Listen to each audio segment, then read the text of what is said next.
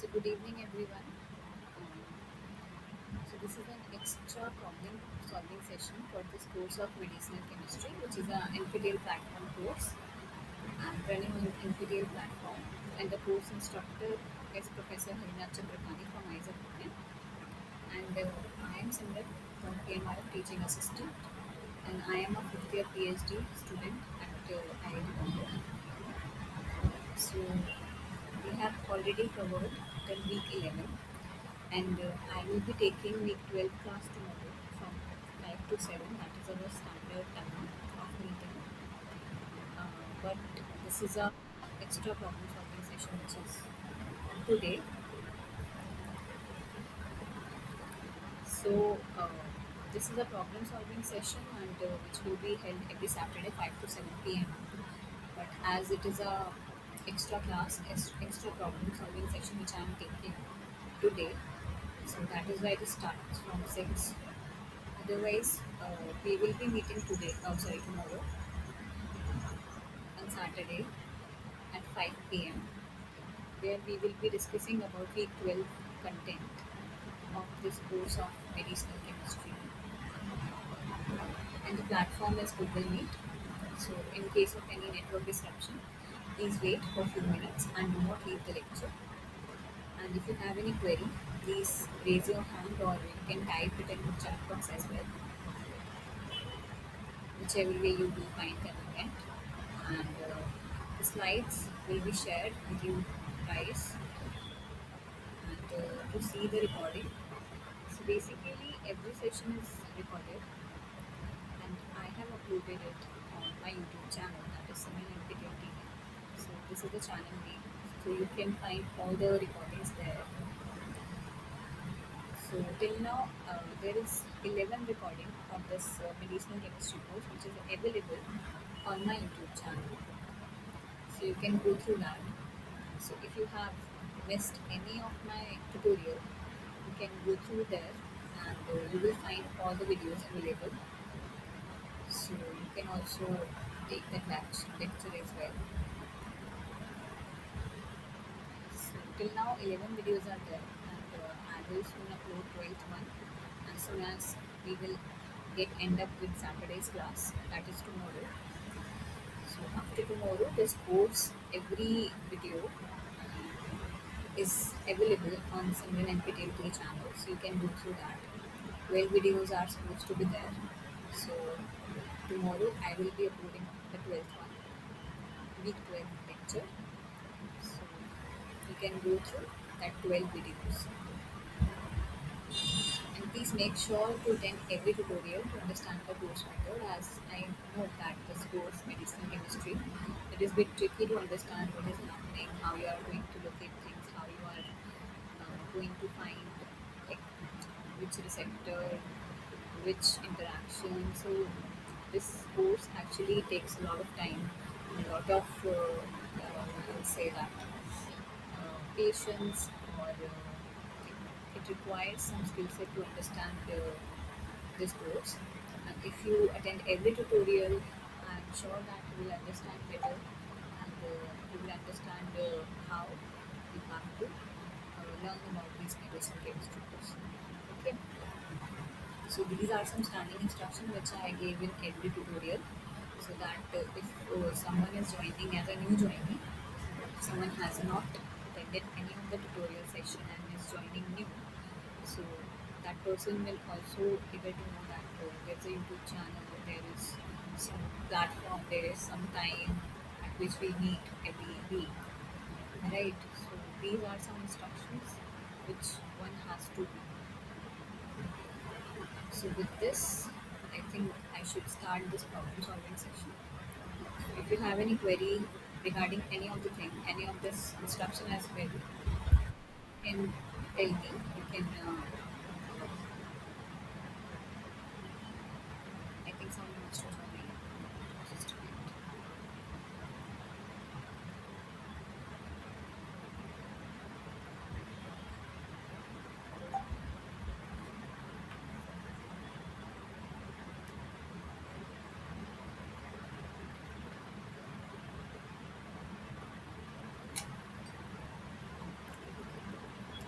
So with this, we'll start with today's problem solving session. And the first question is, which of the following is the general mechanism of action for erythromycin?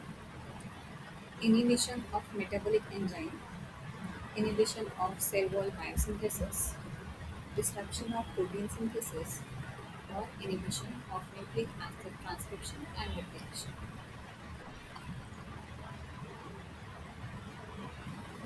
So you need to answer that which of the following is a general mechanism of action of erythromycin.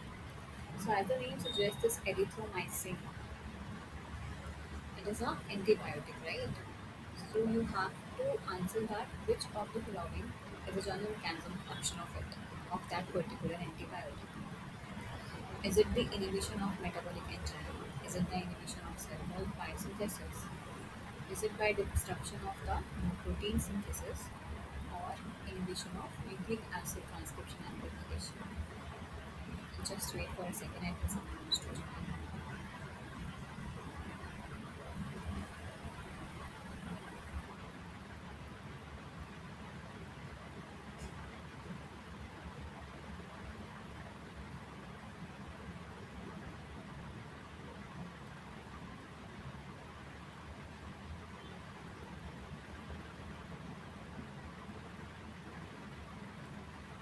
So the first question is, which of the following is a general mechanism of action for erythromycin? So erythromycin, as the name suggests, it is an antibiotic. So you have to answer that which of the following is the general mechanism of action of that antibiotic.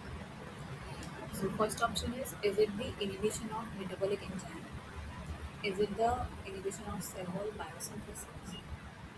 Is it the disruption of protein synthesis or by inhibition of nucleic acid or transcription and replication?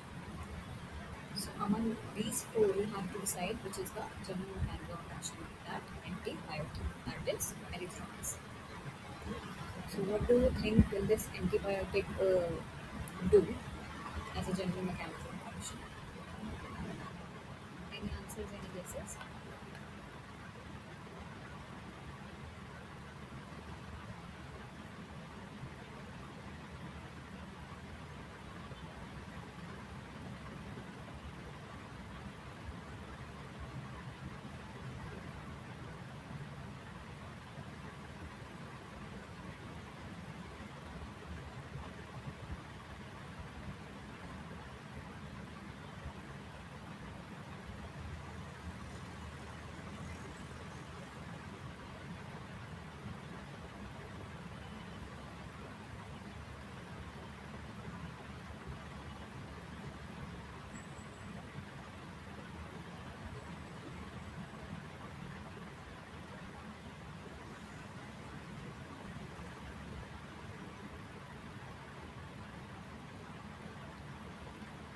So the right answer is by disruption of the protein synthesis. So this antibiotic works by disrupting the protein synthesis of the bacteria. So previously we have discussed about the bacterial mechanism of action. So how bacteria resist the virus infection, how they affect on the virus protein synthesis. So they disrupt that basically. So last time we have discussed about the bacterial mechanism of action only. So this antibiotic will work by disrupting the protein synthesis of the bacteria in your body. So as the name suggests, this is an antibiotic. This is a macrolide antibiotic, erythromycin, and its general mechanism of action primarily involves the disruption of protein synthesis of bacteria. So mechanism of action is how it works. It is the explanation of all that. So one by one, we will be seeing how it is acting on the protein synthesis. So binding to 50S ribosomal subunit. So erythromycin works by binding to the 50S subunit of bacterial ribosome. So basically, it will bind with the bacterial ribosome, that ribosome having the subunit of 50S. So this ribosome subunit is part of the protein synthesis machinery in bacteria. So in bacteria, it is a part of the protein synthesis, that unit that is known as 50S subunit. This is the subunit which is taking part in the protein synthesis in bacteria. So specifically, erythromycin binds to a region of 50S ribosomal subunit that is responsible for peptide chain elongation during protein synthesis. So it acts by binding it basically, and it's responsible for the peptide chain elongation. So after the binding, the second thing is it inhibits inhibits the peptide chain elongation. So first of all, erythromycin will bind to a subunit that is known as TS ribosomal subunit, which is responsible for the peptide chain elongation during the protein synthesis, right? So next thing, what it will do after the binding, it will inhibit the peptide chain elongation by binding to 50S subunit. So erythromycin interferes with the translocation step in protein synthesis. So basically, it will bind to the 50S subunit, and which is responsible for the peptide chain elongation. It will elongate the peptide chain in the protein synthesis. So that will get effect after the binding of erythromycin.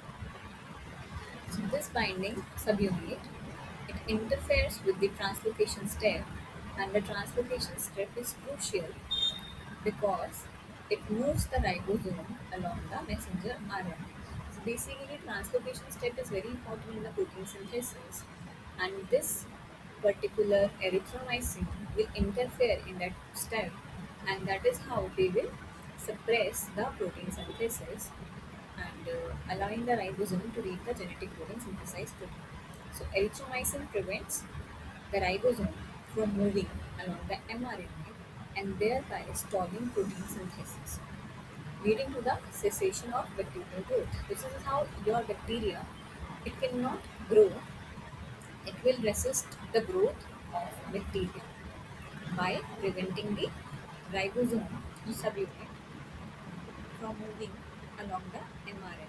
Because now your ribosome has to move along the messenger mRNA in order to read the genetic code and synthesize the protein. So this is how they will suppress the bacterial growth. Third is bacteriostatic effect. So first of all, it will get bind with that, then it will inhibit the peptide chain elongation, and the third one is bacteriostatic effect. So erythromycin does not kill bacteria directly. It does not kill the bacteria directly. Instead, it inhibits bacterial growth by halting protein production. So it doesn't affect on the bacteria directly, but it is killing the bacteria by halting the protein production. So if there is no protein synthesis, then the suppression of bacterial cell will happen, and that is how they inhibit the bacterial growth. It does not directly affect on the bacteria. So it is considered as a bacteriostatic antibiotic, which means it prevents the bacteria from multiplying but does not necessarily kill them outright. So straightforward, it doesn't kill the bacteria, but it prevents the growth of that particular bacteria. So that is how there is a bacteriostatic effect which comes into play, and this is known as a bacteriostatic effect, that you are not directly killing the bacteria, but you are preventing it from multiplying. So that is how erythromycin works. So that is why it is known as bacteriostatic antibiotic. Now, this is particularly effective in treating bacterial infection by preventing the bacteria from producing essential protein needed for their survival and replication. So, that is how they are effective in treating the bacterial infections. These are the three mechanism of action of erythromycin: how they disrupts the protein synthesis of bacteria, and how they suppress the growth of bacteria. So I hope these steps, how it is acting onto the bacteria, it is clear to all of you. If you have any doubt in this, please tell me. Please let me know anything which is not clear.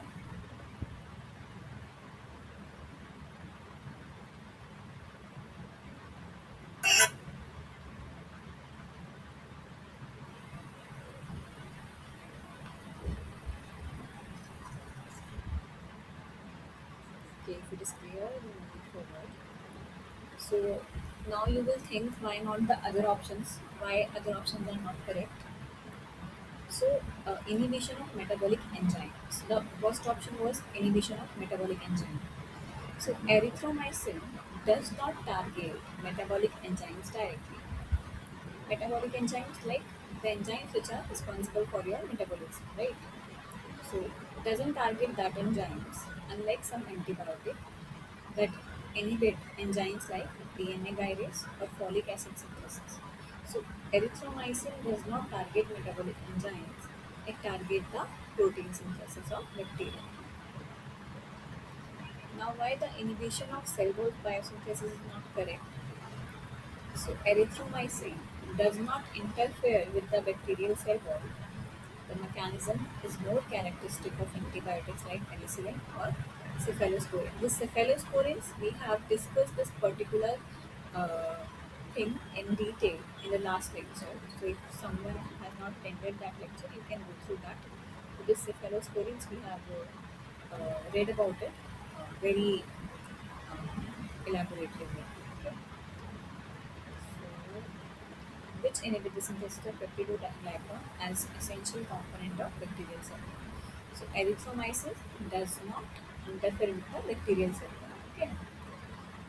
Now, inhibition of nucleic acid transcription and replication. So erythromycin does not directly interfere in DNA RNA synthesis. This is mechanism of action of some of the antibiotics like rifampin and fluoroquinolones. So this fluoroquinolones also we have read very elaboratively that it actually inhibits the DNA replication by targeting DNA gyrase. So these are some kind of medicines which work like that, but erythromycin does not directly interfere with the DNA and RNA transcription. So what you have to keep in mind that erythromycin, that is a macrolide antibiotic, works by binding to the 50S ribosomal subunit, which disrupts the protein synthesis, and this prevents bacteria from producing the proteins they need to grow and reproduce, which makes it an effective antibiotic. Okay. Therefore, the correct mechanism of action is disruption of protein synthesis. So they disrupt the protein synthesis of the bacteria, which uh, which uh, which prevents them from multiplying and which prevents them to grow. So is it clear? This part clear to all of you? How erythromycin works and how it is acting as an antibiotic?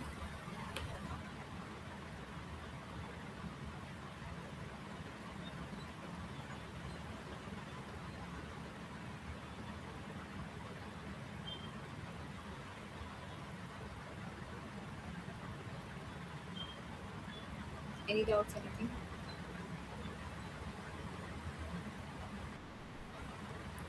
Okay.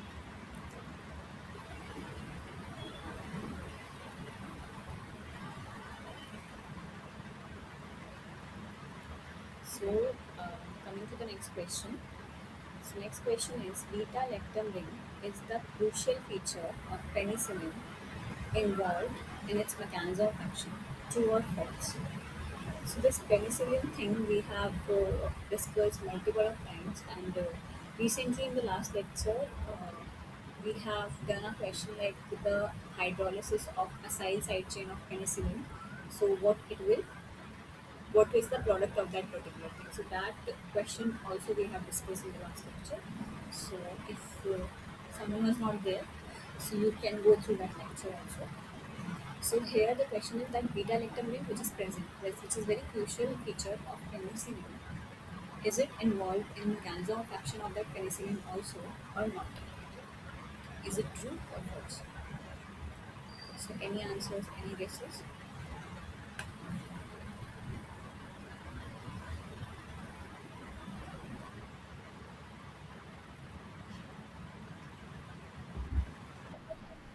True. Okay, so that is true, right? So how this mechanism of action of penicillin is, so we will see how it will act. So the beta-lactam ring.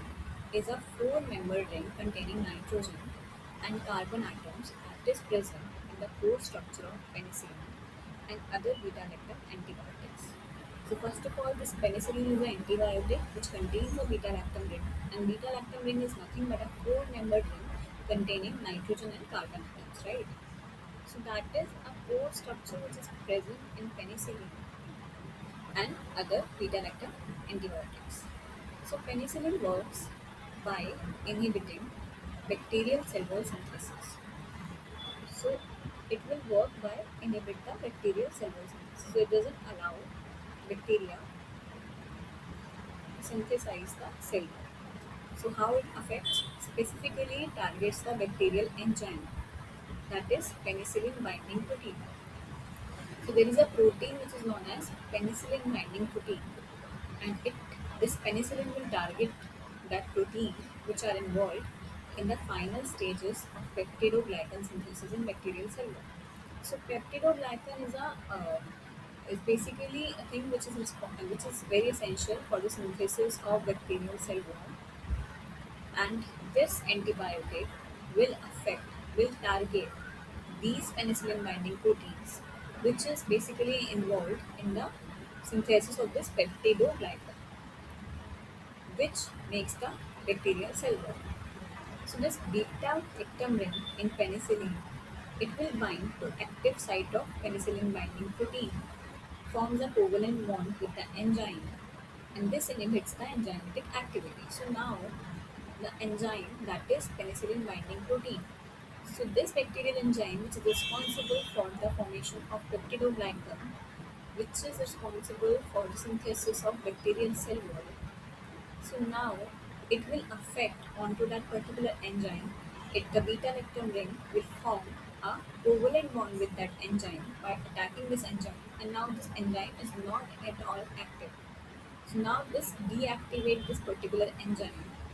So now there is no synthesis of peptidoglycan, there is no synthesis of bacterial cell wall. So this inhibits the enzymatic activity. So this enzyme is now inactive. So it prevents the proper formation of peptidoglycan layer of bacterial cell wall. So there is no formation of peptidoglycan layer for the bacterial cell wall. So without a properly formed cell wall, the bacterial cell becomes unstable. So if the cell wall of the bacteria is not properly made, is not properly fulfilled, then bacteria becomes unstable. So basically that cell will become unstable, leading to cell lysis. Cell lysis means of cell division. So it will cell lysis. Cell is getting degrade, and it is it is causing the death of that particular cell, essentially inactively dividing bacteria. So if bacterial cell wall is not properly formed, the cell will go for lysis and death, which is essentially inactively dividing bacteria. Therefore, the beta-lactam is a very essential part of penicillin, which is responsible for their antibacterial action. So, this is how beta-lactam ring will participate in mechanism of action of penicillin. So, it gives the penicillin an antibacterial action, right? So, in summary, what will happen that beta lactam ring will attack onto this penicillin binding proteins, right? It will form a covalent bond with that. So now this enzyme will become inactive. So it does not work properly, and it doesn't form a proper peptidoglycan cell wall around the cell wall of the bacteria. And if the cell wall is not completely made, if the cell wall is not completely properly formed, the bacteria will become unstable and the cell will go to death. And therefore, this is how the beta-lactam ring is essential part for the penicillin antibiotic. It is responsible for the antibacterial action of penicillin. So this is how beta-lactam ring plays an important role. So is this much clear to all of you how the mechanism of action is there for penicillin and how the beta-lactam ring is very important in giving the antibacterial action to the penicillin? Any doubts, anything in this part?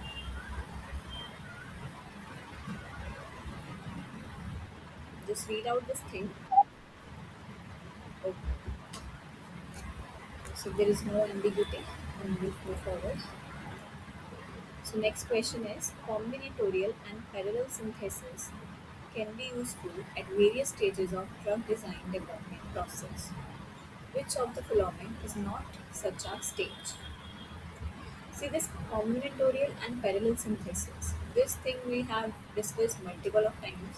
Last class also, and I think week 8 or 9 we have discussed briefly about these things, combinatorial and parallel synthesis, how they are different from each other, how different compounds are isolated, how the combinations of different compounds, different amino acids can be made by using these techniques. You will synthesize a polypeptide, right? So this much we have discussed. So you can refer to last class also week 11 or week 8 or 9. You can refer to that if you want to know more about this combinatorial and parallel synthesis. Okay. So the question is asking that it is very useful at various stages of drug design and development process. Which of the following is not such a stage? So you have to find us out of these four, which is not a stage for combinatorial and parallel synthesis. So first one is finding a lead compound, optimizing a lead compound, structural determination of the lead compound, or structure activity relationship of the lead compound. So among these four, you have to identify that which of the following is not a stage of combinatorial and parallel synthesis. So any answers?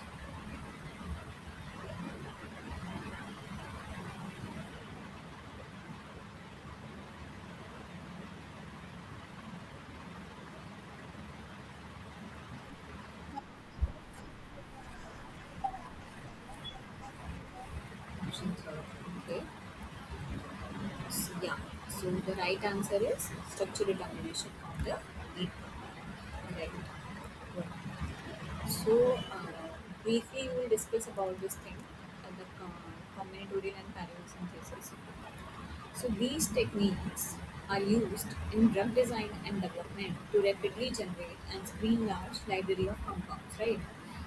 So they are particularly useful in certain stages of the drug discovery and development process, but not necessarily for structure determination of lead compounds. So you can have them useful in certain stages of drug discovery and development, but it is not necessarily used for structure determination of lead compounds. Then you thought why?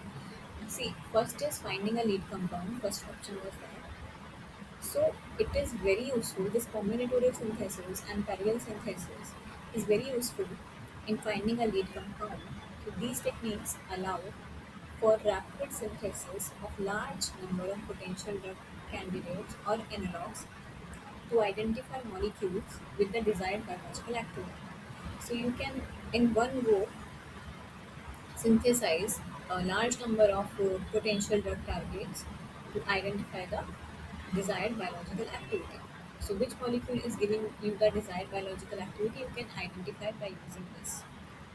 So, by testing a wide range of compounds at once, researcher can find those that show promise in treating a specific disease or interacting with a drug with a target protein. So if you can synthesize a large number of potential candidates, so you can easily test wide range. You can easily test that a range of compound if they are showing the desired activity, if they are showing the promising activity which required for treating some specific disease, or if you want some compound to interact with a specific target, so you can find that thing here. So by using these techniques, you can find a lead compound easily. Okay. So in that process, it is very useful. Second one was optimizing a lead compound. So once a lead compound is identified by this technique, combinatorial synthesis can also play a crucial role in optimizing the lead compound. So you can find the lead compound by using these techniques. You can optimize the lead compound by using these techniques. So by synthesizing variations of the lead compound, analogues with slight modification, researchers can rapidly test and refine the compound to improve its potency, selectivity, stability, and pharmacokinetic properties. So parallel synthesis helps in making multiple analogs simultaneously, speeding up the optimization process. So you can speed up your optimization process if you have find a lead compound. So you can directly optimize that particular lead compound by making various modifications to that lead compound, and you can actually find that if you can improve the potency, selectivity, and pharmacokinetic property of that lead compound. So if you find some other nice compound by slightly modifying your lead compound. So this is how these combinations, these techniques will help you identifying the lead compound as well as optimizing your lead compound in a better way. Okay. So third one was structure activity relationship. So this structure activity relationship involves studying the relationship between chemical structure of compound and their biological activity. So the structure activity relationship stand for SAR studies. So basically these are the studies which involves the relationship between the chemical compound and the biological activity. The structure of the chemical compound to the biological activity. This is known as the structure activity relationship. Right? So combinatorial and parallel synthesis can aid in SAR studies by allowing the creation of a diverse set of analogues with different chemical modification. So this diversity allows researchers to correlate changes in the structure with changes in the biological activity, helping them design more effective compounds. So what you can do by these techniques, if you are changing your chemical structure of the compound slightly, so there would be a change in the biological activity also of that compound, right? So you can clearly correlate the changes of the structure of the compound as well as the biological activity of that compound. So there would be a clear-cut correlation you will have by having these kind of techniques with you. So it will help in structure activity relationship, and it will allow the researchers to correlate the changes with each other.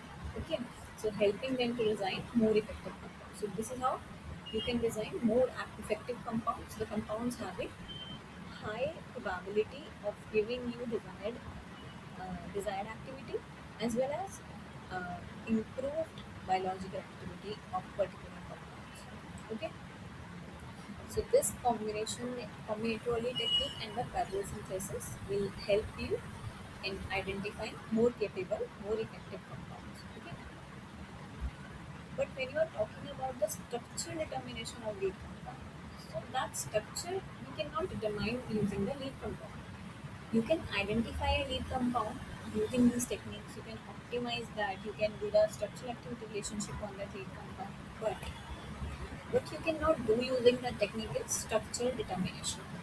You are not able to find the structure of the lead compound. So this structure determination typically involves the NMR techniques, X-ray crystallography, NMR spectroscopy, or mass spectroscopy. So for that you need spectroscopic evidences as well as single crystal XR evidences to identify the structure. So which are used to determine the precise 3D structure of a molecule. So this stage is about identify the molecular structure of the lead compound after it has been synthesized and isolated. So combinatorial synthesis and parallel synthesis are not directly involved in this step because after identifying and after synthesizing and isolating compound by these techniques, you are identifying the structure now. So there is no relationship between identifying the structure as well as the combinatorial and parallel synthesis. They are not directly involved with each other. So these techniques are more relevant for synthesizing compound and testing their activity rather than determining the structure of lead compound. So these synthesis will focus on synthesizing and testing the compound's activity rather than determining the structure of the compound. So determination of structure is more focused on identifying the atomic arrangement and functional group within the compound, which is a separate step from the process of synthesizing or optimizing molecules, right? So it will require a different set of techniques to identify the structure. So in conclusion, we can say that combinatorial and parallel synthesis are crucial in early stage of drug discovery, such as finding, optimizing, and conducting structure activity relationship studies. However, structure determination of the lead compound is typically not a process that involves combinatorial or parallel synthesis. Instead, it involves detailed experimental techniques to reveal the compound structure, which is done after the compound has been synthesized and isolated. So this is how you cannot find structure of the lead compound through these techniques. For that you need different set of techniques. So is it clear to all of you how the combinatorial and parallel synthesis plays a role in drug identification, lead identification, optimization, and structure activity relationship studies, and not involved in the structure determination of the lead compound? Anyone has any doubt regarding this?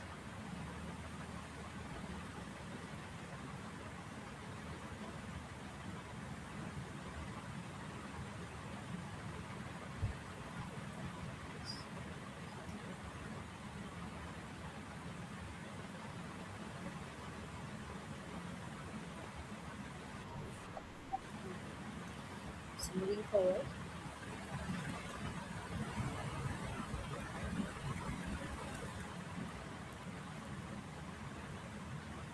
just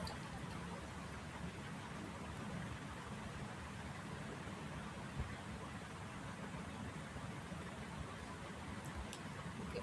So the next question is: rigid docking includes molecular shape representation, surface matching, sorry, filtering and scoring, or all of the above. So you need to answer that. Rigid docking. Docking, we have discussed about the molecular docking in proteins, right? So based on that, you need to answer here that rigid docking includes molecular shape representation, surface patch matching, filtering and scoring, or all of the above techniques are included in rigid docking. So if you recall that thing, can you answer accordingly?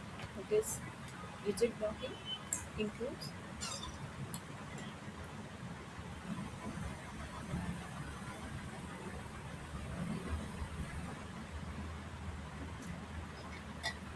Answers.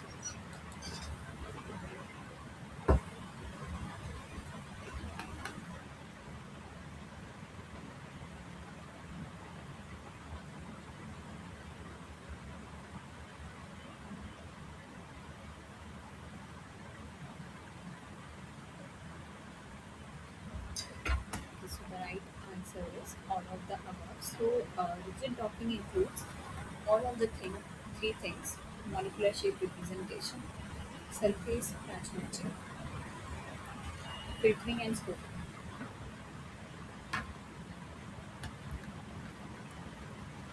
So what is rigid docking? So let's just think what is it.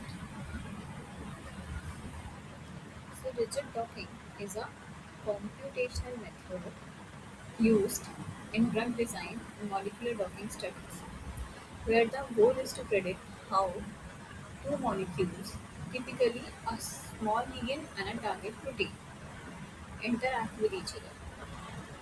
Rigid part of the term means that molecules are treated as rigid bodies, okay, meaning their conformation do not change during the docking process, so no flexibility is allowed for the ligand or the receptor. So it is a technique which is used in drug design and molecular docking studies. And basically in molecular docking, we have already talked about this thing. that it is a method to predict how two molecules will interact with each other. So basically, there would be a ligand and there would be a target protein. So now you will see that how your ligand will interact with the target protein. So what are the factors which should be there in your ligand to adapt to the target protein? So uh, by like by giving your ligand that functional groups or giving your ligand that particular shape. So which shape is essential, which functional groups are essential, that part you will know after doing the molecular docking studies. So this is to predict how you can enhance the interaction between your ligand and the target protein. So that is known as molecular docking studies, right? So if you are talking about this rigid docking, then you will treat your molecule as a rigid body. So meaning that there would be no flexibility in your ligand. There would be no flexibility that would be allowed in your ligand when it is binding to your target protein.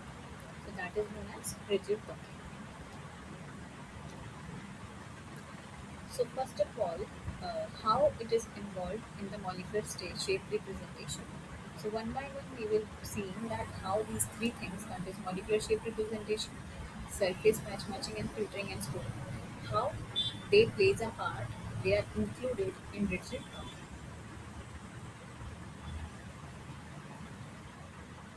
So first is molecular shape representation. It is a crucial in rigid docking because it helps describe the geometrical characteristic of the molecule involved. So in docking studies, the shape of the ligand and the receptor must be accurately represented so that the algorithm can determine how well molecules fit with together. So they typically involves representing the molecules using either grid-based methods or surface representation. So there would be a 3D grid for the receptor or 3D coordinate for the ligand. So a good molecular shape representation ensures that docking algorithm can efficiently search for the best fit between ligand and receptor. So if for molecular shape representation, basically you need to know how your uh, shape of the molecule is there. So your shape of the ligand and shape of the receptor will play a very important role here. So you need to know exact shape, exact geometrical characteristic of that particular thing in order to get a best fit, in order to do a algorithm on that particular thing, and you will get a best fit how your ligand and receptor will bind with each other. If you know a good molecular shape representation is there, then you ensure that there would be a best fit model which you are getting after doing the algorithm studies, and that will be essential in finding the molecular shape. So first is the molecular shape representation. So this is a very important thing when you are talking about rigid bonding. So it helps describe the geometrical characteristic of the molecule involved. So you need to know the geometrical characteristic of the molecule, and then you will do some algorithm studies on that, and then what you find the best fit between the ligand and receptor, right? So this is about the molecular shape representation. Now comes the surface patch matching. So what is surface patch matching? Surface patch matching is another important component in rigid docking. This refers to the process of matching complementary surface feature, often electrostatic or hydrophobic matches, so between the ligand and receptor. Now you will first of all you identify the molecular shape representation, right, of that particular ligand and the receptor molecule. Now you have to know that uh, how you will do the complementary surface matches of these two things, how they would be complementary to each other. So the surface matches of the protein and ligand should interact favorably to form a stable complex. So the surface of that particular two things should match with each other in such a way that they form a stable complex. So in rigid docking, the receptor surface is fixed. So there is no change in the receptor surface, as we know that they treat the molecule as rigid bodies. so no flexibility is allowed.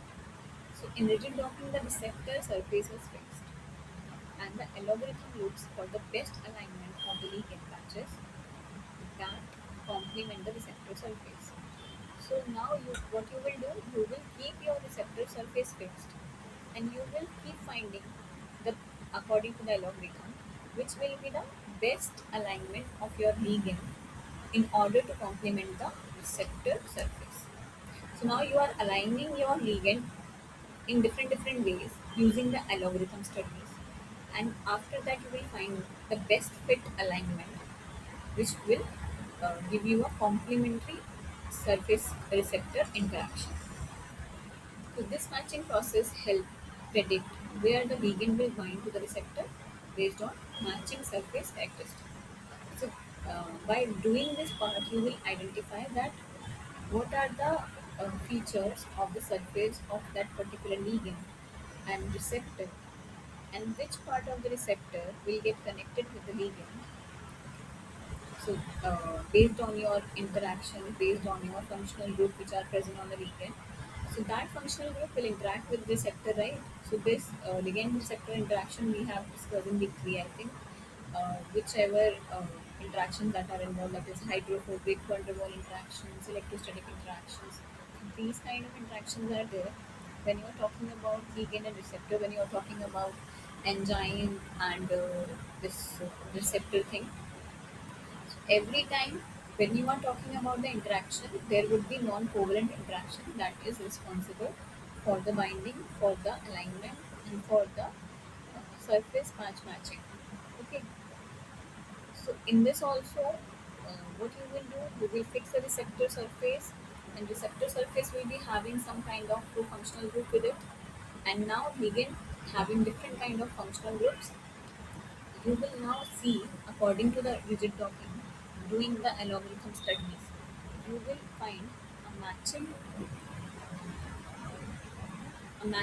ligand and receptor complex. So basically, this will give you a best fit. This will give you that how the functional group which are present on the ligand will attack on which part of the receptor. So you can locate that based on matching surface characteristics. So if first of all you have find the molecular shape, then you will find the patch matching where the ligand will bind to the receptor and which are the surface features which are important in giving that complex stability basically. Okay. Then comes the third one, that is filtering and scoring. So now what do you mean by filtering and scoring? So this filtering and scoring are used to evaluate the quality of the docked ligand receptor poses. So once a number of potential docking poses are generated by logarithms, these poses are scored based on how well the ligand fits into the receptor binding site. So this is typically done by evaluating interactions like hydrogen bonds, van der Waal interactions, electrostatic interactions. Filtering is the process of eliminating bad or unlikely poses before scoring, often based on geometrical or energetic criteria. After filtering, the remaining poses are scored, and using the scoring function that estimate the binding affinity between the ligand and receptor, the highest scoring poses are considered the most likely binding pairs. So scoring and filtering is, so first of all, what did you do, that you find identify the shape of the ligand and receptor, right? Next, you will find that which are the functional group, which are the pose which are the alignment that can be possible with ligand and receptor. Right, your ligand can align in various orientations. Your receptor is fixed, but ligand can move. Ligand can align in various alignment. So those alignment you will find here, surface matching, and then you will filter those alignment and you will score that alignment. So filtering means that if there is some pose that is not energetically favored, but that is not based on the geometric or energetic criteria, if that is not favored, filtering process will eliminate that docking alignment. So a machine will do a thorough elimination of that bad or unlikely poses before the scoring. So after that filtration, what will happen? Scoring will be done. So now the scoring is what this is based on the how well the ligand fits into the receptor binding site. So basically, how well your receptor and ligand is binding with each other. Based on that, the score is given to different alignment. So after doing the docking on ligand receptor, you will have number of poses, number of docked ligand receptor poses with you, right? So in on that number of poses, you done filtering first, and then you score the filtered poses with you, and you score based on what? You score based on how well the ligand fits with receptor. So how will you know that? You will find by evaluating the interactions. So how good the interaction between ligand and receptor. So if some of the functional group in between ligand and receptors are binding through hydrogen bonds, that way you will know that this is a very good binding. If the one based on the energy, binding affinity and energy of these interactions, you will score that particular docking pose. Okay. So after scoring, what will happen? The highest scoring poses are considered the most likely binding nodes. So if you have n number of, if you say 100 number of dog poses you will have. After filtration, you will end up having 25. And after scoring, you will find that only 10 or 12 are the highest scoring poses that could be considered for most likely binding nodes.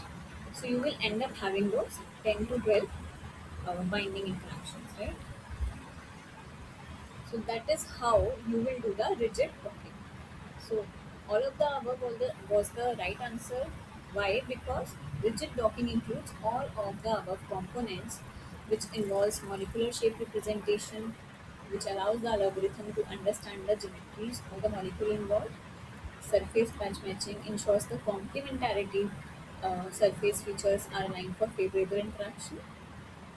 Filtering and scoring to help evaluate the most probable binding poses by considering both geometrical and energetical aspects. So this is how we will do rigid docking. So I hope it is clear to everyone. If anyone has any doubt regarding any of the slides till so far, please tell me. Please let me know so that I can explain again if someone wants anything which is not clear.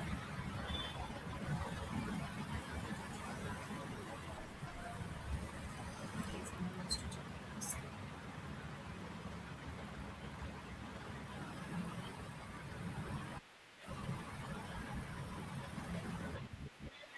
Okay. So if everything is clear, then I am moving forward. Next question is, what is the primary mechanism of ADAPT? ADAPT, so basically this ADAPT, I have actually discussed in the previous lecture, so I thought maybe you guys will recall it. So we will be looking at it elaboratively in the next slide.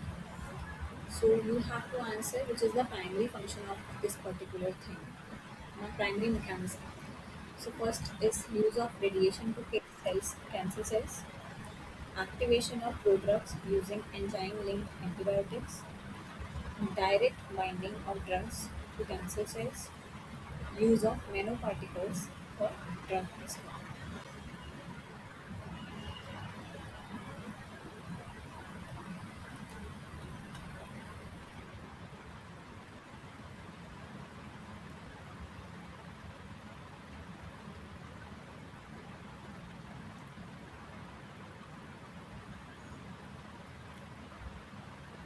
Okay, so the right answer is activation of prodrugs using enzyme-linked antibiotics. That involves the ADAPT. So, uh, what is ADAPT? First of all, so this ADAPT stands for antibody directed Agile Prodrug Therapy. So ADAPT is a targeted cancer therapy approach that utilizes antibodies linked to catalytic antibodies that is known as enzymes. This is the catalytic antibodies to activate the prodrug at the tumor site selectively. So this method aims to reduce systemic toxicity and enhance drug efficacy. So basically, this is an antibody-directed enzyme prodrug therapy. So this particular thing is target for cancer therapy, and it utilizes antibody that is linked to the catalytic antibodies, that is enzymes, to activate the prodrugs. So they will basically activate the prodrugs using this catalytic antibodies that is known as enzymes, and this will activate the prodrug at the tumor site selectively. So basically, we have talked about prodrugs. So prodrugs are the basically biologically inactive compound uh, that will undergo activation in your body by enzymes or antibodies, right? So it requires some kind of activation. So this method aims to reduce the systemic toxicity and enhance the drug efficacy. So what is the mechanism of action of this ADAPT? So first of all, it will target the antibody. So first is antibody targeting. So a monoclonal antibody is designed to recognize and bind to specific tumor-associated antigens. So it will target a antibody. Then it will the enzyme action. So the antibody is conjugated with an enzyme that can convert an inactive prodrug into an active cytotoxic agent. Okay, so after targeting the antibody, then it will this antibody is conjugated with the enzyme, so it will attack onto the enzyme, which will convert that can convert a inactive product into the active cytotoxic agent. Third one is localized drug activation. So once the antibody enzyme complex binds to cancer cell, the enzyme catalyzes the conversion of prodrug into its active form at the tumor site that minimize the damage to healthy tissues. So this is how it will reduce the systemic toxicity. So it will only affect onto that particular tumor site, not affecting, not damaging the healthy tissues in your body. So first is identifying the antibody. Second one is antibody enzyme complex will be removed. And after that, this antibody enzyme complex will bind to the cancer cell, and now it will act onto the prodrug. It will activate it into its active form, minimizing the health tissues damage. Tumor cell dissolution. So after the activating the prodrug, now the activated drug kills the cancerous cell while sparing the surrounding normal cell. So it will not damage your healthy tissue, it will not damage your normal cell. The activated drug only kills the cancerous cell. Okay. So this mechanism of action is clear to everyone. How it will first target the antibody. Second, it will form a complex, that is antibody enzyme will form a complex that will activate your prodrug inside the system, and then that prodrug will uh, minimize the damage to the healthy tissues, and it will kill the cancerous cell. So it will only kill the cancerous cell, sparing the normal cell. So this is how mechanism of action is there by antibody directed agile product therapy. So this mechanism of action is clear to everyone. Any doubts in this mechanism of action?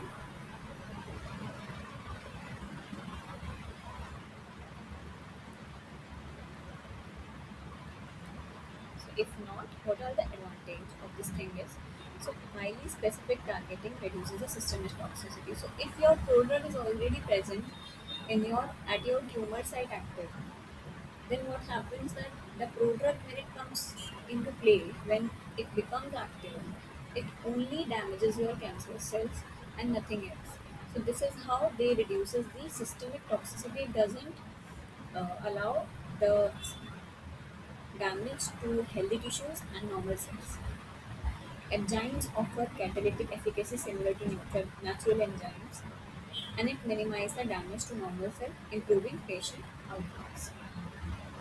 So these are some advantages of using this technique for cancer therapy. But what are the challenges now? So engineering stable enzyme is complex. So stable enzymes are very complex. Limited clinical trials compared to other targeted therapy. So these therapy doesn't have a lot of clinical trials compared to the other targeted therapy which are there in the science. So these are some challenges for this therapy. There is another thing which is known as GDAPT. So this is the gene directed antibody product therapy. So what you have learned is ADAPT, that is antibody directed, and the second one is gene directed. So how it is different from that, we will see. Since GDAPT is an advanced therapeutic strategy that integrates gene therapy and antibody based targeting to enhance the product activation at tumor cell. So it utilizes genetic engineering to introduce a prodrug activating enzyme into cancer cell. So it doesn't allow any antibody to activate to basically form a complex with enzymes and then it will activate the prodrug. It utilizes genetic engineering which will introduce a prodrug activating enzyme. So mechanism of action is gene delivery first of all. So there would be a gene encoding.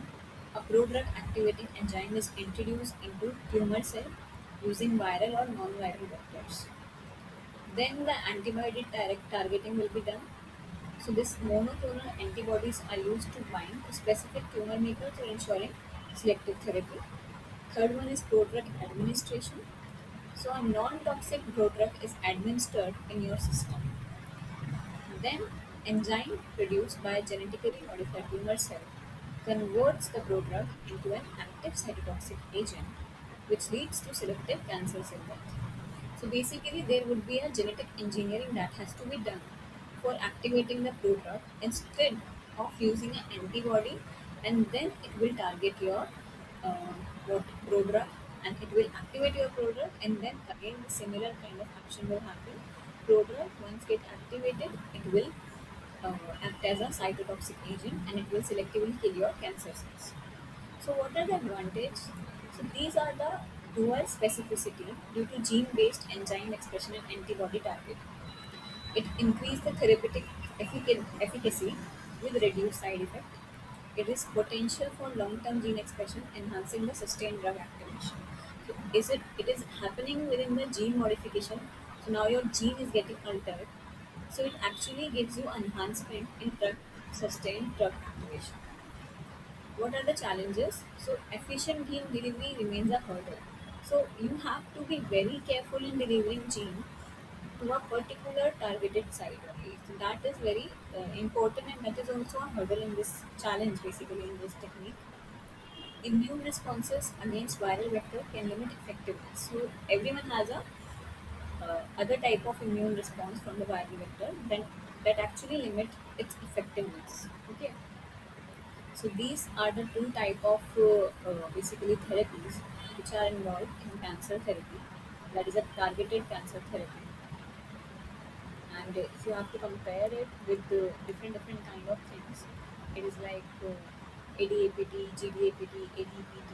These are the different kind of cancer therapies. Approach are antibiotic directed. This is gene directed. This is antibiotic enzyme product activation.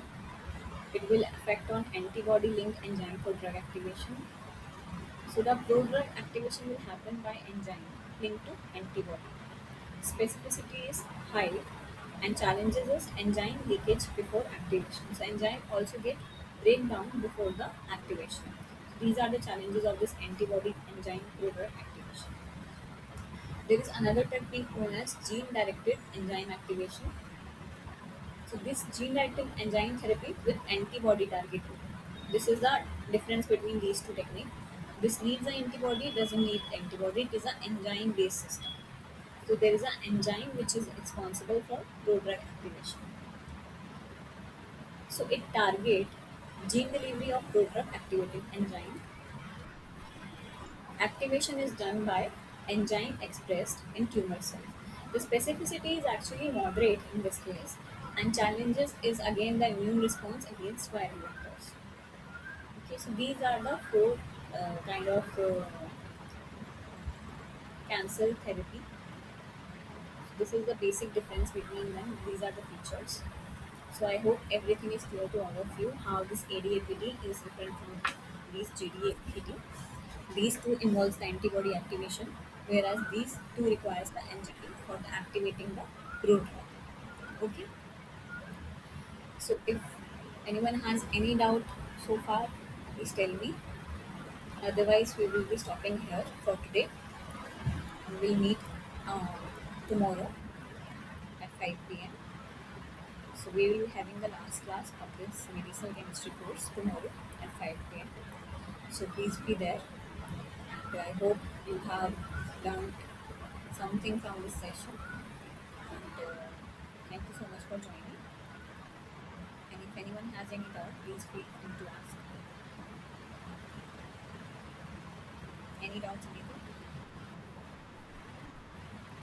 There's no doubt. I'm just stopping it here. So thank you so much for joining the session. Now you all can leave. We meet tomorrow.